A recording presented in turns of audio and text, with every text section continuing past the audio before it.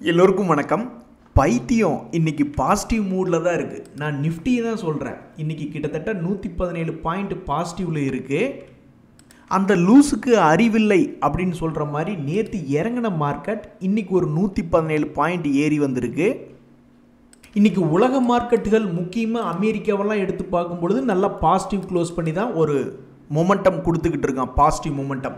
இந்த சமயத்தில் வந்து செய் அல்லது செத்து மடி அப்படின்ற மாதிரி கடந்த ஒரு மாதமாகவே 200 days மூவிங் ஆவரேஜ் பக்கத்திலேயே நிறுத்தி வச்சு விளையாண்டுக்கிட்டு இருக்காங்க. நிஃப்டி ஒன்றா செஞ்சு விடு இல்லை செத்து மடி அப்படின்ற மாதிரி எதிர்பார்க்கறது என்னென்னா மேலே ஒரு 26,000 வா அல்லது கீழே ஒரு 20,000 வா அப்படின்ற மாதிரி எல்லாரும் எதிர்பார்த்துக்கிட்டு இருக்கோம். இன்னைக்கு மார்க்கெட்டை பொறுத்த வரைக்கும் ICC bank, Reliance, ONGC, HDFC bank போன்ற முன்னணி கம்பெனிகள், வெயிட்டேஜ் அதிகமாக இருக்கக்கூடிய கம்பெனிகள் தான் மார்க்கெட்டை காப்பாற்றிக்கிட்டு இருக்கு. ஆனால் எவ்வளவு இழந்ததை மீட் எடுத்திருக்காங்க அப்படின்னு பார்த்தீங்கன்னா நேற்றெல்லாம் 2% பக்கம் எல்லா இண்டெக்ஸஸும் பெரும்பாலும் இறங்கி இருந்தது. இன்னைக்கு எவ்வளவு மீட் எடுத்திருக்காங்கன்னு பார்த்தீங்கன்னா அதில் 1/4 பங்கு 0.25%லேருந்து 0.5% வரைக்கும் தான் இன்னைக்கு இழந்ததை மீட் எடுத்திருக்காங்க. அதனால் கண்டிப்பாக சந்தோஷம் என்பது வராது. இந்த சமயத்தில் மார்க்கெட்டில் முக்கியமான ஒரு 4 செய்திகள் இருக்குது. ஏன் நான் சும்மா தானே இருக்கேன், உங்கள் வாயத்தான் கொஞ்சம் க்ளோஸ் பண்ணி கம்முன்னு இருங்கய்யா. எங்கள் ஊர் சைடெல்லாம் பேசுவாங்க, உன் திருவாயை கொஞ்சம் க்ளோஸ் பண்ணுறியா அப்படின்ட்டு. அந்த மாதிரி தான் இந்த ஜொமேட்டோ அப்படின்ற ஷேரை நீங்கள் போய் எடுத்து பார்த்தீங்கன்னு வச்சிங்களேன், இன்னைக்கு ஏறிக்கொண்டு இருக்கக்கூடிய ஷேர் மார்க்கெட்லேயும் பாவம் 4% பக்கம் இந்த ஜொமேட்டோ அப்படின்றது இறங்கி கிடக்கும். இதுக்கு முக்கிய காரணம் என்னன்னா, சில அனலிஸ்ட்டுகள் அவங்களுடைய வியூ பாயிண்ட்டை சொல்கிறாங்க. உடனே பாவம் அந்த கும்பா குட்டி 4% இறங்கி போச்சு, உங்கள் வாயை வச்சுக்கிட்டு தான் சும்மா இருங்களேயா அப்படின்ற மாதிரி தான் இந்த ஷேரை வச்சுருக்கிறவங்களாம் இன்றைக்கி யோசிச்சுக்கிட்டு இருப்பாங்க. ஸோ ஜொமேட்டோ அப்படின்ற ஷேர் இன்றைக்கி ஒரு 4% இறங்கியிருக்குன்னா அனலிஸ்டினுடைய ரேட்டிங் என்பது குறைஞ்சிருக்கு. ஒருவேளை இந்த Q3 ரிசல்ட் அவன் பயங்கரமாக காமிச்சிட்டான்னு வச்சிங்களேன், மறுபடியும் இப்போ தூற்றி விட்டுற வாய்கள்லாம் அப்புறம் போற்றி விடும். இந்த பஜாஜ் ஃபினான்ஸ் கம்பெனிலாம் என்னத்தைங்க சொல்கிறது, இன்றைக்கெல்லாம் ஒரு வி ஷேப்பில் அப்படியே கீழே இறங்கி மேல் நோக்கி ஏறி வந்திருக்கான். இந்த ஷேரை வச்சுருக்கிறவங்களாம் என்ன நினைப்பாங்க, அடாடா 200 days மூவிங் ஆவரேஜ் இன்றைக்கி தாண்டானே, தொடர்ந்து மேல் நோக்கி ஏறுவானா அப்படின்ற மாதிரி தான் அவங்க யோசிச்சுட்டு இருப்பாங்க. பாவம், அவங்க எதிர்பார்க்குற மாதிரியே அவங்களுடைய பழைய கையெல்லாம் வந்துச்சுன்னா கிட்டத்தட்ட 20% மேல் நோக்கி ஏறி வரணும். அப்படி செய்வானா, செய்வீர்களா அப்படின்ற மாதிரி பொறுத்திருந்து பார்த்தா தான் பாவம் அந்த பஜாஜ் ஃபின்சர்வ் ஷேர் வச்சிருக்கிறவங்களுக்கு ஒரு சந்தோஷம் வருதா இல்லையா அப்படின்றது தெரிய வரும். இன்னொரு முக்கியமான விஷயம், NMDC ஷேர் வச்சிருக்கிறவங்களுக்கெல்லாம் எம்புட்டு இருக்குது ஆசை அப்படின்ற மாதிரி அண்ணாந்து பார்த்தாங்கன்னா பெரிய அளவில் தான் இருக்குது. இந்த NMDC ஷேரில் செய்தி என்னென்னா, அவன் இப்போ ட்ரேட் ஆகிட்டு இருக்கிறது இயர் லோவில் ட்ரேட் ஆகிட்டு இருக்கான். அவனுடைய லேட்டஸ்ட் ஹை வரைக்கும் அவன் திரும்பி போகிற மாதிரி இருந்தால் கிட்டத்தட்ட 50% மேல் நோக்கி ஏறி வரணும். அதனால் அவங்களுக்கு ஆசை என்னமோ ரொம்ப அதிகமாக இருக்குது. ஆனால் மார்க்கெட்டில் அது நடக்குதா, திரும்பி அவனுடைய பழைய ஹை வருதா அப்படின்றது பொறுத்து இருந்து தான் பார்க்கணும். நண்பர்களே, உங்களுக்கு தெரியாது இல்லை, ஏதாவது ஒரு பிஸ்னஸ் நியூஸ் வருது, ஏதாவது ஆர்டர் கிடைக்கிற மாதிரி நியூஸ் வருதுன்னா ரொம்ப சில கம்பெனிகள் தான் மேல் நோக்கி ஏறி வர்றானே, எல்லா கம்பெனியும் ஏறி வரதில்ல. அந்த வகையில் இந்த அசோகா பில்ட்கான் அப்படின்ற ஷேர் எடுத்து பார்த்தீங்கன்னா 5% மேல் நோக்கி ஏறி வந்திருக்கான். என்ன காரணம்னா, அவன் வெளியிட்டிருக்கக்கூடிய ஒரு பிஸ்னஸ் நியூஸ் தான். இந்த மாதிரி அவங்களுக்கு கிட்டத்தட்ட 1391 கோடி மதிப்பிலான ப்ராஜெக்ட் ஒன்று கிடைக்க போகுது அப்படின்ற ஒரு செய்தி வந்தோடனே ஒரு 5% ஏறிட்டான். ஸோ நம்ம இந்தியாவில் கன்ஸ்ட்ரக்ஷன் ரிலேட்டடான கம்பெனி, ஒரு உதாரணத்துக்கு KNR கன்ஸ்ட்ரக்ஷன் அப்படி இப்படின்னு கன்ஸ்ட்ரக்ஷன் ரிலேட்டடான கம்பெனிஸ் சிலது தான் இருக்குது. அந்த சிலதில் என்னைக்கெல்லாம் செய்திகள் வருதோ அப்போல்லாம் அப்பப்போ மனசுக்கு சந்தோஷம் கொடுக்கும்படியாக ஏறுறான். அந்த வகையில் இந்த அசோகா பில்ட்கான் அப்படின்ற ஷேர் நியூஸின் அடிப்படையில் இன்றைக்கி ஒரு நாள் 5% ஏறிட்டான். கடந்த ஒரு வருஷத்தில் பார்க்கும்போது ஆல்ரெடி இவங்க எல்லாருமே இந்த ஷேரில் பணம் போட்டவங்க சந்தோஷமாக தான் இருக்காங்க.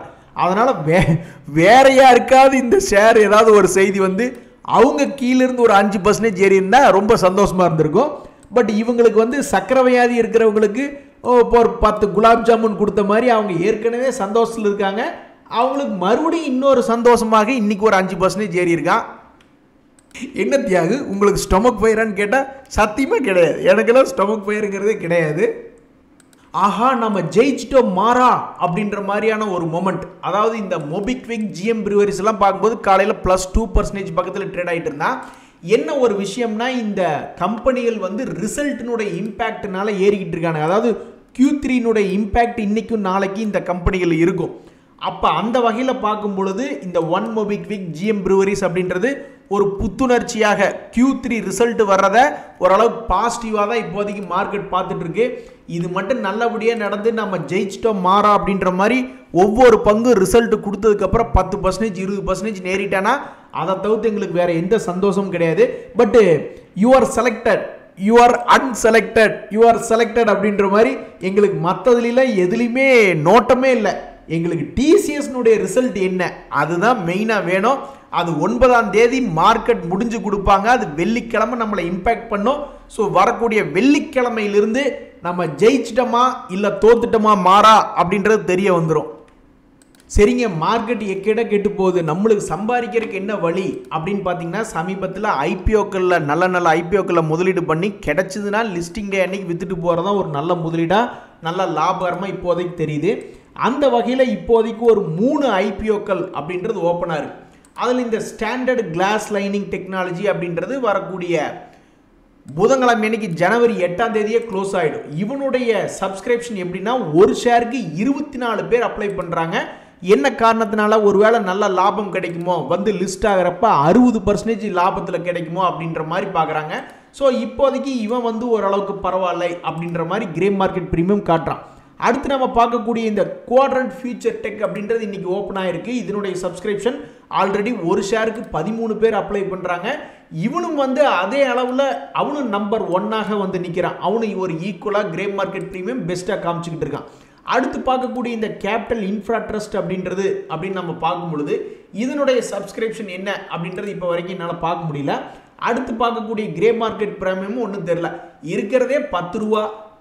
10 ரூபாய்க்கு ஒன்றுமே விஷயம் தெரியாமல் ஒரு முகமூடியாக ஒரு மூடி மஸ்தானாக இருக்கக்கூடிய ஒரு விஷயத்தில் இன்வெஸ்ட்மெண்ட் பண்ணுறத விடவும் கிளாரிட்டியாக இருக்கக்கூடிய கிரே மார்க்கெட் ப்ரீமியம் சப்ஸ்கிரிப்ஷன்லாம் கிளாரிட்டியாக இருக்கக்கூடியதில் இன்வெஸ்ட்மெண்ட் பண்ணுறது ஒரு வேளை பெஸ்ட்டோ அப்படின்ற மாதிரி தான் நிறைய பேர் யோசிப்பாங்க.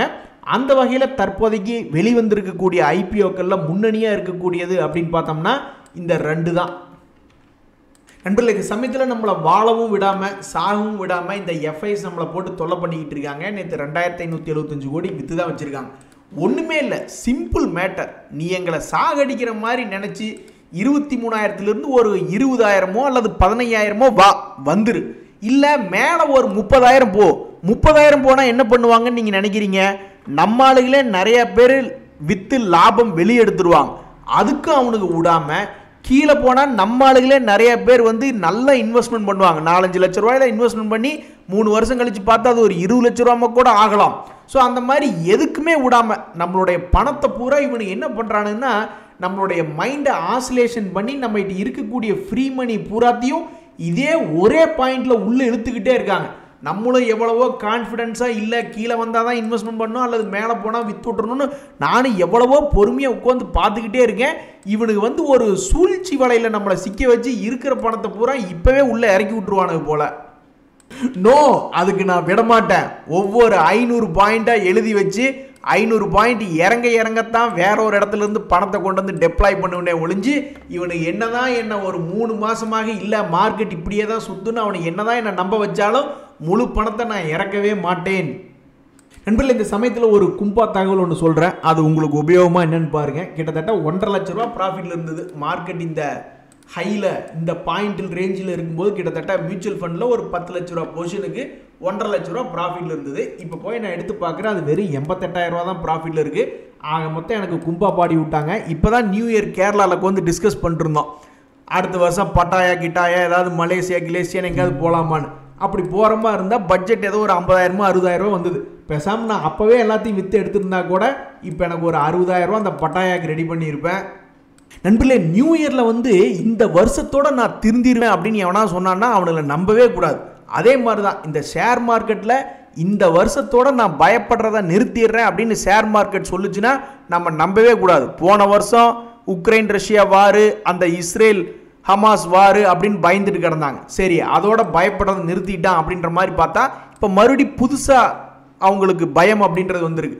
என்னையா பயம் இப்போ போயிட்டு இருக்கு அப்படின்னு பார்த்தா எஃப்ஐஸ் மறுபடியும் திரும்பி விற்க ஆரம்பிச்சிருவாங்களோ. அந்த HMPV வைரஸ், அது நான் ஒரு இன்ஸ்டாகிராமில் ஒரு ரீல்ஸ் பார்க்குறேன், அது 20-40 வருஷமாக இந்த உலகத்தில் சுற்றிக்கிட்டு இருக்கான். இன்றைக்கி அதை எடுத்து வச்சுக்கு வந்துக்கிட்டு அதை காரணம் காமிச்சு நேற்று ஒரு 400 பாயிண்ட் இறக்கி விட்டாங்க. Q3 ரிசல்ட் இன்னும் வரவே ஆரம்பிக்கல. ஒருவேளை அது கெட்டதாக வருமோ, ஒருவேளை கும்பா பாடுமோன்னு இப்போவே பயந்துக்கிட்டு அதுக்கு ஒரு மாதிரி ஃபியர். ஸோ ஷேர் மார்க்கெட்டில் இனிமேல் பயப்படாது, ஷேர் மார்க்கெட் பயப்படாது அப்படின்ற மாதிரி எவனா சொன்னாங்கன்னா நம்பவே நம்பாதீங்க. எந்த ஒரு விஷயம் வந்தாலும் பயந்துட்டு திடீர்னு கீழே இறங்குறதா இவனுக்கு வேலை. அதனால் நண்பர்களே, கீழே விழுந்துச்சுன்னா கிராஷ் ஆச்சுன்னா அது வாங்கிறதுக்கு மட்டுமே ஒரு ஆப்பர்ச்சுனிட்டியாக தான் நான் பார்க்குறேன். பல வருஷமாக நான் ஷேர் மார்க்கெட்டில் இருக்கேன். இவனை இப்படியே தான் ஒவ்வொரு முறையும் பயந்து கீழே விழுவானுங்க. அப்புறம் ஏதாவது ஒரு கட்டத்தில் திரும்பி ஏறுவாங்க. நம்ம ஒவ்வொரு பயத்துலையும் கீழே இறங்குறப்ப போடுறதுக்கு காசு இருந்தால் சரி. நண்பர்களே, ஷாக்கிங்காக ஒரு செய்தி. கையில் கிட்டத்தட்ட 8350 கோடி மிஸ்டர் வினய் ஹிரமத்துக்கிட்ட இருக்கு. ஆனால் அடுத்தது என்ன பண்ணுறதுன்னு தெரியாமல் எங்கேயோ போய் வந்து ஃபிசிக்ஸ் படிச்சுக்கிட்டு இருக்காப்ல. எங்களுக்கு அதான் ஆசை. இந்த 8350 கோடி நடுவில் ஒரு புள்ளியை வச்சு ஒரு 8 கோடி ஷேர் மார்க்கெட்டில் சேர்த்துக்கிட்டு எங்களுக்கு என்ன பண்ணுறதுன்னு தெரியாமல் போய் ஏதாவது மியாமி பீச்சிலையோ அல்லது பட்டாலையோ உட்காரது எங்களுக்கு ஆசை. ஆனால் எங்களுக்கு அமையல. நோக்கு அமையிறது நேக்கு அமையல. நண்பர்களே, இந்த சமயத்தில் ஒரு முக்கியமான விஷயத்தை பேசணும். சொல்லடிப்பட்டு கீழே இறங்கக்கூடிய ஷேர்களும் இருக்குது. இன்றைக்கி கூட பார்த்தீங்களா, ஒரு புரோக்கரேஜ் ரேட்டிங் கொடுத்தாங்க 4% ஜொமேட்டோவில் கும்பா. ஆனால் சொல்லடிப்பட்டு மேல் நோக்கி ஏறக்கூடிய பங்குகள் இருக்குது. இப்போ சமீபத்தில் எடுத்து பார்த்தீங்கன்னா எனர்ஜி ஸ்டாக்ஸ் எல்லாம் ரொம்பவுமே அடி வாங்கியிருக்கான். ட்ரம்ப் பதவி ஏற்க போகிறாரா இல்லையா அப்படின்றதே பெரிய சஸ்பென்ஸாக இருக்கக்கூடிய இந்த சமயத்தில் அவருடைய பதவி காலத்துக்கு அப்புறம் எனர்ஜி ஸ்டாக்ஸ்லாம் ஏதாவது ஒரு பூமிங் வருமோ அப்படின்ற ஒரு எண்ணத்தில் சமீபத்தில் பார்த்தீங்கன்னா இந்த ONGC எல்லாம் 5% ஏறி இருக்குது இன்றைக்கி. அதே நேரத்தில் ONGC சம்பந்தமாக சில அனலிஸ்ட்டுக அவங்களுடைய ரேட்டிங்கை அப்கிரேடும் பண்ணுறாங்க. அப்போ இது என்ன ஆகுது? அப்போ அந்த ONGC மட்டும் இல்லை, ONGC கடந்த 6 மாதத்தில் பார்த்தீங்கன்னா 11% இறங்கி கிடக்கிறான். அவனுடைய பழைய ரேட் வந்ததுனாவே நல்ல ஒரு அருமையான வருமானம் தான் குறுகிய காலத்தில். அவன் மட்டும் இல்லை, அவனை மாதிரி இன்னும் பல்வேறு பங்குகள் BPCL, கெயில், IGL, IOC போன்ற பங்குகளும் திரும்பி மேல் நோக்கி வருது. ஒரு பெஸ்ட் எனர்ஜி செக்டர் ஸ்டாக்ஸாக எதிர்காலத்தில் இருக்கும் அப்படின்ற மாதிரி ஒரு சொல்லடிப்பட்டு மேல் நோக்கி வந்துச்சுன்னா அந்த ஷேர்களை வச்சுருக்கிறவங்களுக்கு ஒரு மகிழ்ச்சி அப்படின்றது வரும். ஒருவேளை ONGC எல்லாம் நல்லா மேல் நோக்கி ஏறி வந்துடுச்சுன்னா அவங்களோட நினச்சி பார்த்துக்குவாங்க, பரவாயில்ல CLSAன்னு ஒரு அனலிஸ்ட் வந்து அப்கிரேட் பண்ணாங்க, அவங்களால எனக்கு ஒரு 10-20% பணம் கிடைச்சிது அப்படின்னு நினைப்பாங்க. ஒருவேளை இந்த பங்கு கீழே போச்சுன்னா நான் பாட்டுக்கு சும்மா இருந்தேன், அது ஏறப்போ ஏறிட்டுன்னு உட்காந்துக்கிட்டு இருந்தேன். இடையில ஒருத்தர் வந்து அது ஏறுன்னு சொன்னால் கடைசியில் பார்த்தா ஏறவே இல்லை அப்படின்ற மாதிரி நினச்சிக்குவாங்க. எது எப்படியோ இப்போதைக்கு வந்து திடீர் திருப்பமாக எனர்ஜி ஸ்டாக்ஸ் அப்படின்றது 2025 நல்லா இருக்குமோ அப்படின்ற மாதிரி எதிர்பார்க்குறாங்க. அட பாவிலா, எப்படியாவது நான் தப்பிச்சு ஓடுறேன் அப்படின்ற மாதிரி தான் புது RBI கவர்னர் நினச்சிக்கிட்டு இருப்பாரு.